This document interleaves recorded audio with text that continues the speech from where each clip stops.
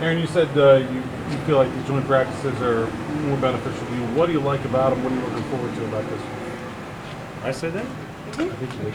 Well, for the starters, yeah, because we don't play in the preseason a lot of times. Yeah. I think the thing you're always hopeful for is there's not a lot of fights. We went against Tampa a couple years ago, and they had some veteran guys, and it was pretty clean practice. So hoping for another clean practice with them, but it's good to go against a different team. I think what I said was, now that I'm remembering, you get a chance to go against not vanilla defenses. So hopefully Todd, he probably won't show everything, but we'll do some stuff that stresses our protection and give us a chance to get some film to work on.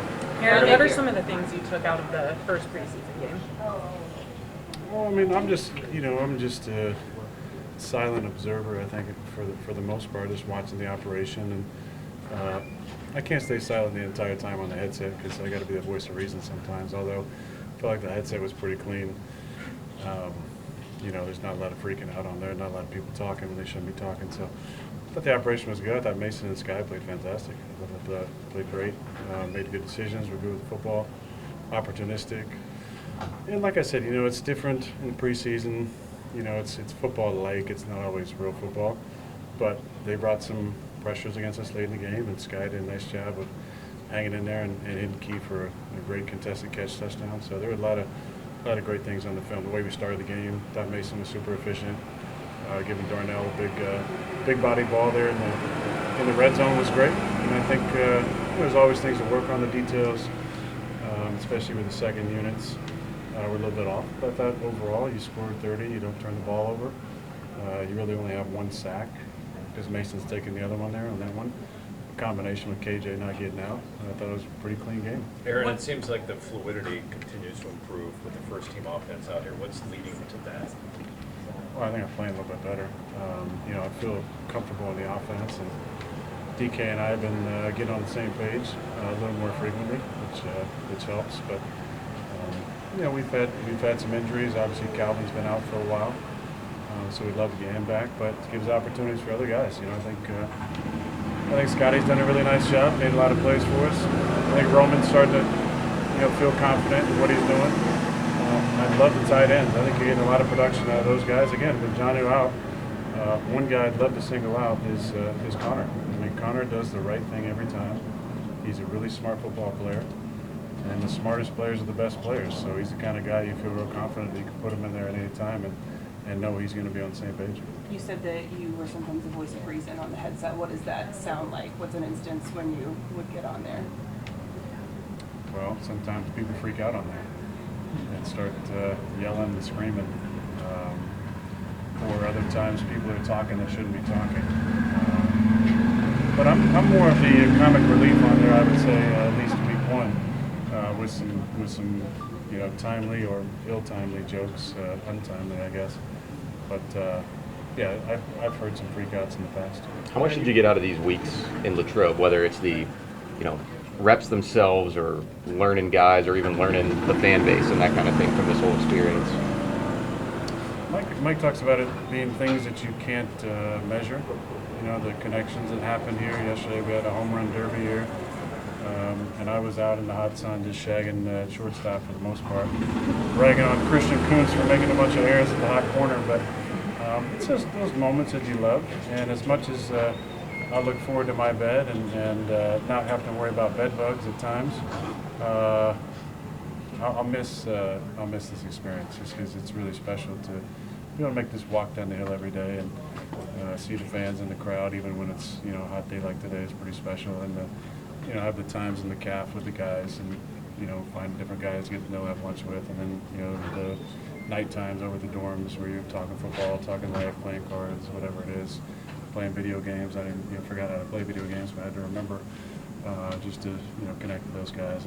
I'll definitely miss those times. Do you make it a point about how Mike Tomlin was a big draw for you signing here? I'm curious what your relationship was like before signing. Were there any memorable interactions maybe around the Super Bowl or any other previous interactions that stand out? No, not really around the Super Bowl. Just the one time we tried to catch him at 12 on the field, and he called timeout pretty quick, and I looked over him and he kind of nodded. I kind of nodded back. I've always respected him. I've talked to guys that played for the Steelers over the years, guys that we might have had after that, or friends around the league, and it's just you know, the stuff that you hear about is kind of the foundational stuff. Then you get to be here and see how he interacts in a meeting, how he leads it, how he's on the practice field.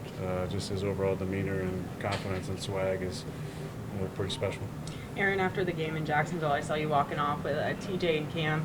How often are you talking to those guys, and how much do you listen to them and get advice from them too? All the time. I mean, I'm not trying to break up that bromance because anytime I rip on one of the two, the other one just takes us back really quick. So I really love and respect that friendship. It's a cool one to watch. But, I mean, I'm older, so I gravitate towards the old heads. And I just happen to find myself walking, one of the weird things is I'm 21 years in the league, so I'm over there. Who do I know on Jacksonville? I know Heath Farwell, the special teams coach that I played against him. I know Chad Morton, he was with us. And I've met Trevor a few times. So I was kind of looking around going, doing the Joe Biden, like, all right, well, I guess I don't know anybody here, so I'm going to just walk off. And I found Cam and TJ. I was like, let me walk next to them. You mentioned you gravitate toward the old heads, but are you intentional about trying to stretch with different guys every day, whether it's veterans, young guys, D linemen, outside linebackers? That's one thing I've noticed. It's Cam. Yeah, I mean, that is intentional. I've kind of found myself in like the 5th line over to the right, anywhere from the 3rd to the 7th line. But I like to grab somebody new and just have a quick chat with them. So many times where I feel like the expectation is the leader's got to be the front of the line. But sometimes to lead properly, you have to serve. And serving sometimes involves being at the back. And sometimes when you're at the back, you can get a good view of what's going on all the time, get a pulse of the team. But I don't need to be out front the entire time when I'm here. I want to make connections with the guys, and sometimes those guys hang in the back for a reason. So those are the conversations I want to have. In your previous steps, were you out in front all the time? Is this something a No, leadership not all style the that's time. evolved? I'm always moving around. I'm not super rigid about where I got to be. I got to be at the front of the line every time. Like we're doing quarterback, running back exchanges, and the first time I did it, the quarterback said, "Well, you want to take it with Jalen every time?" I said, "No." And part of that's you get handoffs to different players. The other part is I'm tired. I don't need to go back to front of the line after I just took 2 reps. You guys took 1 each, But again, I think that's part of it. It's just you got to get to know every man on the roster. Right now we got 90. At some point there'll be 53 and 16 on the B squad. You got to have a relationship with all those guys. So you can't just have a head nod and a wave every now and then. It's important to get to know them by name, and it makes it hard here in Pittsburgh because there's no names in the back of jerseys. So I'm always reintroducing myself, making sure I got somebody's name, and remembering somebody's name is an important part of finding that connection. Two more. Aaron, what's it like for you? Does everybody know football? I mean, your reaction with the guys. I mean, you're a 4-time MVP, Hall of Famer. Do you get are they kind of in awe for a quick second? Do you get that ever? I think in the beginning, yeah, there's some trepidation for sure, but Mason was one of them. I had to really break him down. He was kind of. No, Mason's been great. I mean, he's been one of my favorite guys from the minute I got here. But a lot of guys are a little, shy to maybe come up to you, so you got to break the ice often with them. Some of it's just like going down and sitting next to them at lunch, and they kind of go, hey, "What the hell are you doing here? I'm having lunch. What are you doing here?"